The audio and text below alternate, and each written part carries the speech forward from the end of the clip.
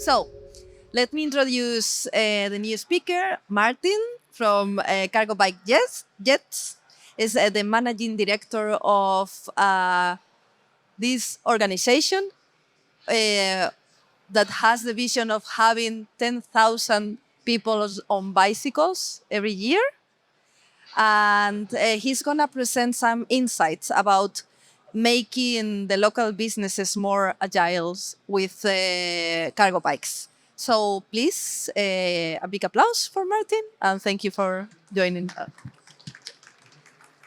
Thanks a lot.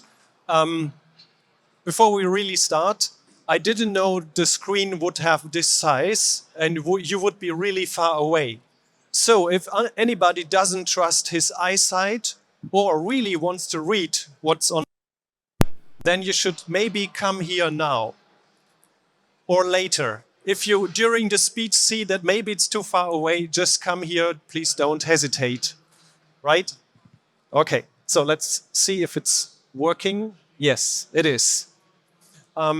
Today, I'm going to help you try to solve the question, why do we have such a high adaptation rate of cargo bikes in the private sector, but not in the commercial sector? What's the problem?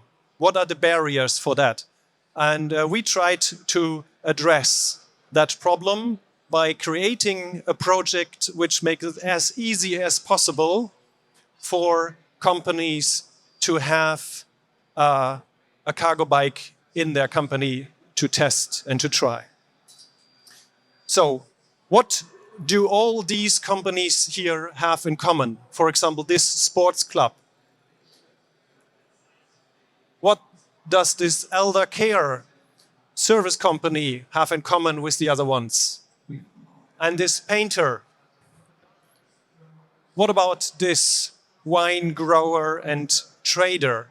What do they have all in common? And this sanitary, what do they have in common?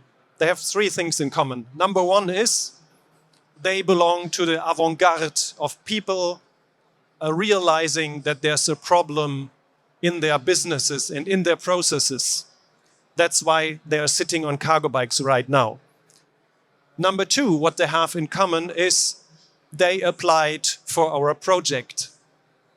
And number three, they have in common is they now all have really, really nice pictures of their company and of the cargo bikes and of the use cases. And these pictures are widely distributed in the cities and whole of Germany, and we use them everywhere, like, for example, here.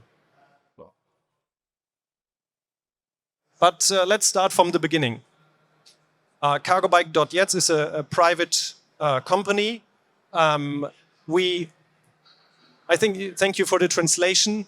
She said it's a traffic transition consultancy because the German word Verkehrswendeagentur is really untranslatable. So usually in English we just say think and do tank for the cargo bike revolution. And we work for two partners mainly. One is for cargo bike manufacturers as a sales and marketing partner, and the second as implementation partner for municipalities. And right now we are a company with 15 people looking for the 16th person to join very soon. And we have one mission, which is to establish cargo bikes as common form of mobility, make it as natural as cars on the street. About Flottes Gewerbe. Actually, it's quite hard to explain, and we even doing it for nearly 2 years now, we still have problems explaining it. So I tried a new slide today. I'm sharing it with you for the first time, so maybe afterwards you will be even more confused. Maybe I'm just bad in explaining, I don't know. Just come to me if you have more questions afterwards. So the project as it is right now, we have experience in 5 cities. We did 2 cities twice, Karlsruhe and Stuttgart. And this year we've been in Düsseldorf, Bamberg, and Frankfurt, Main. And there will be more in other cities coming next year. So we still have quite some experience. So it all starts with the municipality contracting us to do the job. Second, we are looking for around 15 cargo bike manufacturers to become our partner for 1 year. That's very important because we really want to know you as the cargo bike manufacturers, and we want to know everything about the models you have and the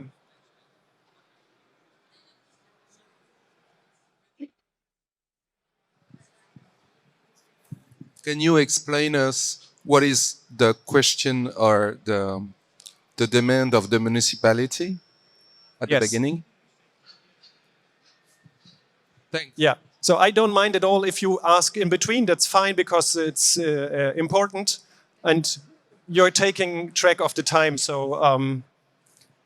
right. So the municipality, they have different things. The first thing, I cannot speak for all Europe or the world, but in Germany they have two things. The first is they just have too many topics to deal with themselves in the traffic sector alone.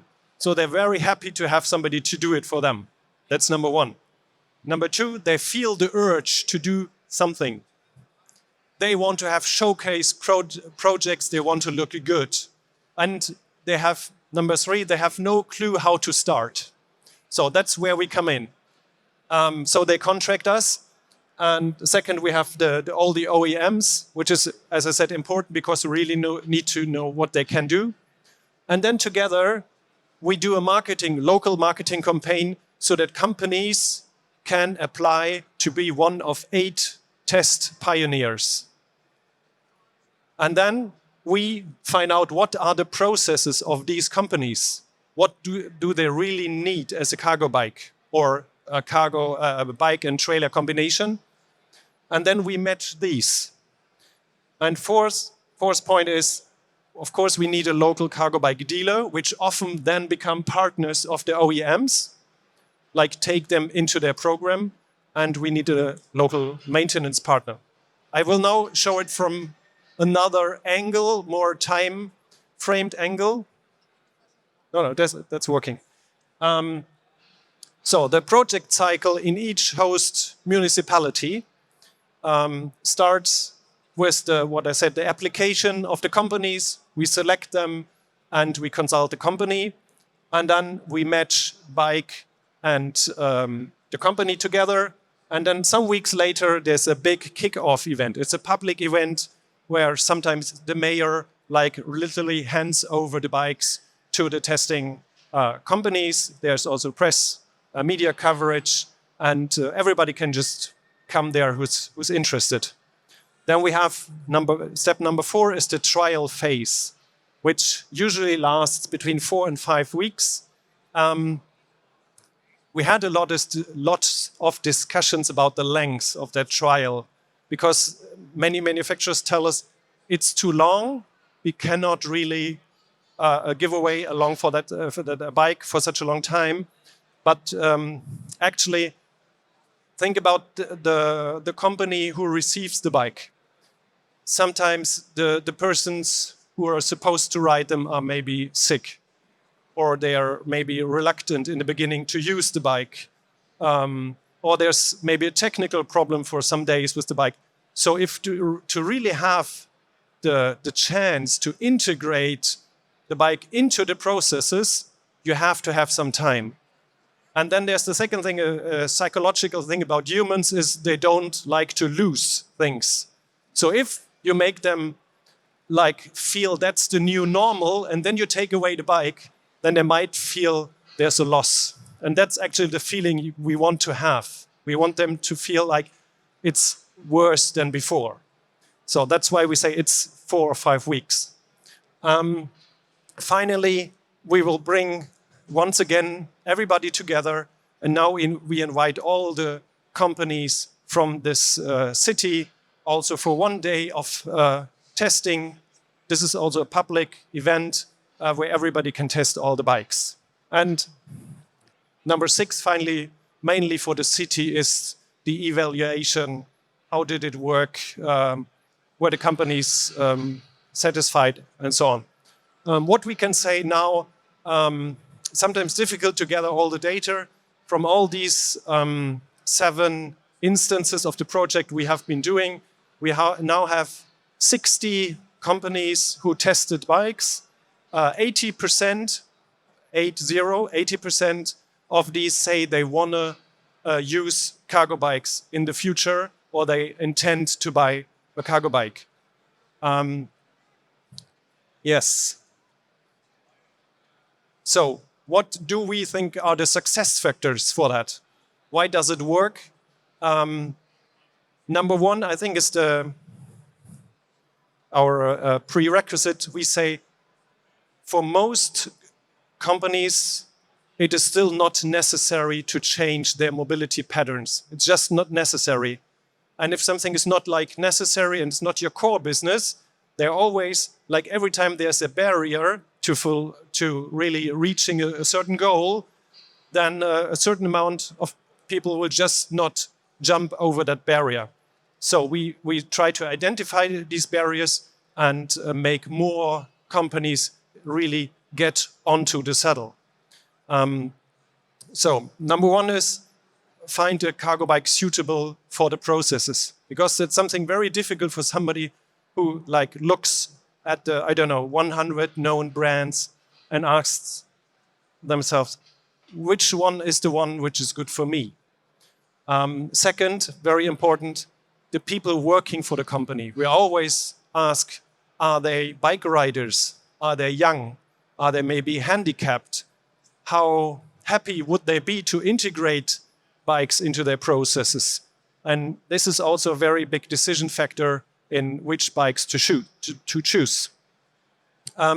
We organize and deliver that the cargo bike is on the doorstep of that respective company. We pay and take care of insurance. We pay and take care of repair and maintenance, because that's something also that's either difficult for the manufacturer sometimes, or it's difficult if you want to like really use it and then there's nobody to repair it. And the plus is, of course, locally speaking, we create a lot of positive media coverage for the company. So coming back to the beginning, I think that's Europe-wide quite similar number. We have adoption rates of cargo bike, maybe 85% in the private sector and 15% in the commercial sector. So the difficulty is it just takes much longer for a company to decide and to know if the cargo bike is suitable. So if you want to really raise that 10-15% up, then we have to go really into these companies and give them the possibility to test. Thank you for your time.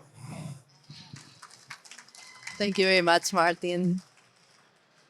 Further questions about the presentation, about cargobike.jetzt? Yeah. Does the city pay you, or do the companies pay you, or do the OEMs pay you? How's your income arranged? Well, the biggest part comes from the cities. And we... Original contract. Yes. It's around 90%, 90 comes from the city. And then we just take a little fee from each manufacturer because we're doing a lot of marketing for them as well. Makes sense.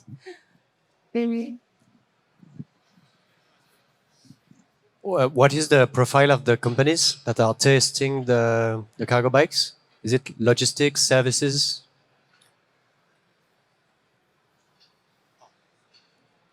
It's everything. Okay. Really everything. We have proportions? You mean the ones we choose or the ones who are applying? Because I'm not sure. It's really, we have like altogether maybe, 300 applications. But I really would have to have a look at the statistics. But we have a lot of, that's one thing I have to say. We are focusing on companies where there's a high chance that the decision maker is sitting on the bike. We are not focusing on DPD and whatever, because we found out that I think most of the manufacturers here know, they always hope for, if this big one, like logistics company is deciding for our brand, then we are rich. But now we're waiting for 5 years for that decision. So it's not going to happen. What we have to do is really focus on like 3 to 20 person companies. They will be the ones who really integrate that into their processes. On the 300 application, this number is for what size of a city? I mean, no, the 300 is for the 7 times we did it already. Okay. So you can divide 300 by 7, and then you get. Okay. And the size, the average size of the city you address with this process? I can just speak from experience. We have 200,000, 700,000, 100,000. What's the other one? 500,000. So yeah, that's the range approximately. But we will also have for next year, there may be a city with only 50,000 inhabitants. Thank you. We are almost run of time, so sorry, yes. Thank you for the presentation. I want to know, this application, do the final user get also incentive from the municipality to change their tools for their business, and how much do they get from the municipality in this case? Thanks. Well, that's very much depending on the municipality. So we have a whole, how would you call that? Well, we have lots of different premium purchase premiums in Germany, but they usually last only a very short time because then all the money is gone from the fund. But of course, it makes sense for a city to combine our project with a purchase premium at the same time to give that incentive. And the second is there is actually one national program which subsidizes commercial cargo bikes. But it's only until end of February, so be quick. Only 3 months more time. So we are going to finish for now. Thank you very much, Martin. It was a really insightful presentation. Yeah, a good model to look for. So.